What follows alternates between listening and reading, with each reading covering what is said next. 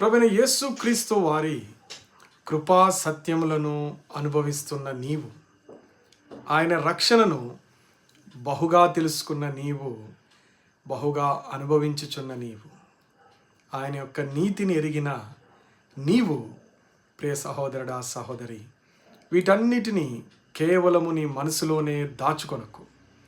నీ నోరు తెరిచి బాహాటముగా సంఘము మధ్యలో, సంఘము బయట, అనేక మంది మధ్యలో భయపడక నోరు తెరిచి ధైర్యముగా ప్రభువైన యేసు క్రీస్తు వారి యొక్క ఘనమైన అద్భుత ఆశ్చర్య కార్యములను వివరించుము, జనులకు తెలియజేయము.